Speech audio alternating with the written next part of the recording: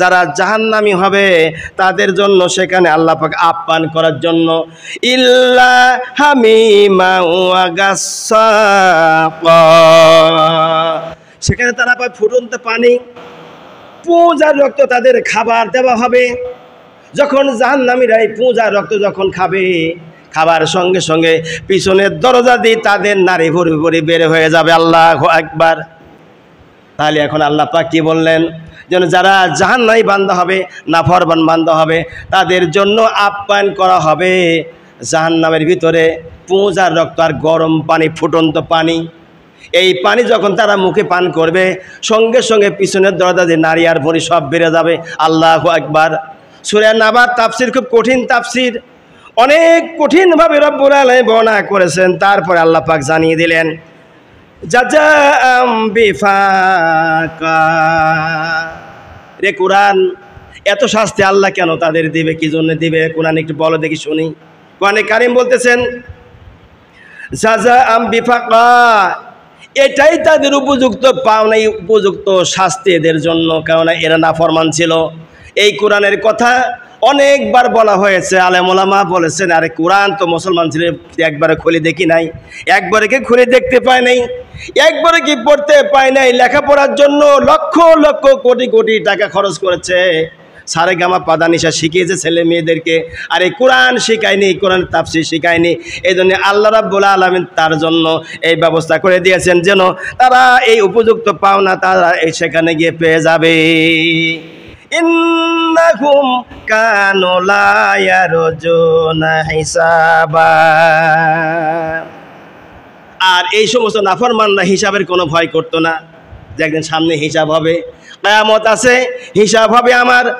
আমার যখন সারাদিন কাজকর্ম করার পরে কয় ঘন্টা কাজ করেছি, কি কাজ করেছি, কয় টাকা লাভ হলো, কয় টাকা লোকসান হতে পারে আমার কর্মের, এই হিসাবটা বান্দা নিজেরা অনেকেই করে থাকে।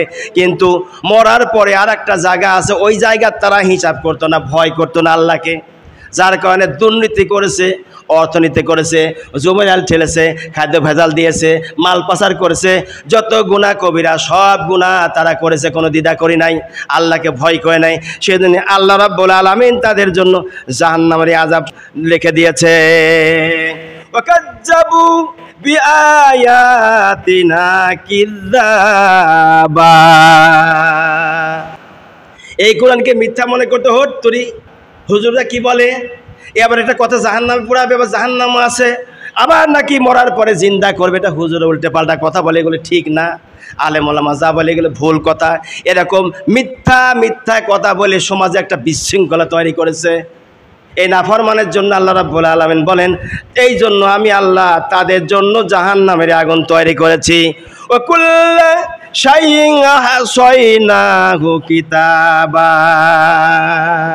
আমি আল্লাহ রাব্বুল আলামিন ওর জীবনের জন্ম থেকে মৃত্যু পর্যন্ত কি কি অপরাধ করেছে, অন্যায় করেছে, আমি আল্লাহ সবগুলো লিখে রেখে দিয়েছি। কিরামুন কাতিবিন, দুইটা ফেরেশতা দুই কাঁধের উপরে রয়েছে, ওরা প্রত্যেকটা কথা লিখে লিখে রেখেছে, আর সেই কথা প্রকাশ করা হবে, কে কি করেছে না করেছে। দেখেন না কেন, এই যে কয়দিন আগে দেখলাম ফেসবুকে প্রায় ৭৬ লক্ষ টাকা, তার মধ্যে ৪৮ লক্ষ টাকা ছিনতাই করেছে। ছিনতাই করার পরে ধরা পড়েছে, কিভাবে করে গেল, কিভাবে করে আসলো। আমার মসজিদ সভাপতি সাহেবকে আমি দেখালাম যেন মুহূর্তের মধ্যে ওরা ডাকাতি করলো, কীভাবে করে টাকা দেখেন, ডাকাতি করলো ৪৮ লক্ষ টাকা।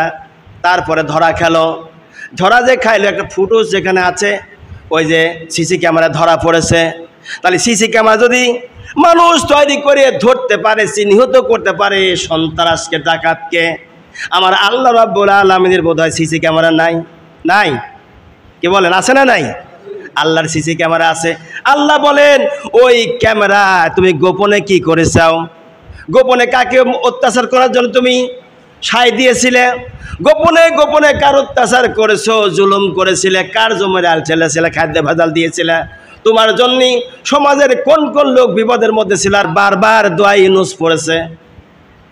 ইউনুস আসলে এখনো বলে আর কোনো কাজ নেই, দেন সরকারের নামই হলো ইউনুস। দোয়া ইউনুস পড়ে আর কি কাজ হবে, বিপদ তো সবখানেই। সুতরাং যারা দোয়া ইউনূস পড়েছে বারবার ভয়তে, সন্তানদের ভয়তে, তাদেরকে আল্লাহ পাক সাবধান করে দিচ্ছেন, তোমরা সাবধান হও, সতর্ক হও, তোমাদের জন্য কিন্তু সামনে রয়েছে বিরাট বিপদের স্থান, যা থেকে রক্ষা পাওয়ার মতো তোমাদের কোনো রাস্তা নেই, পথ নাই। তোমরা এবার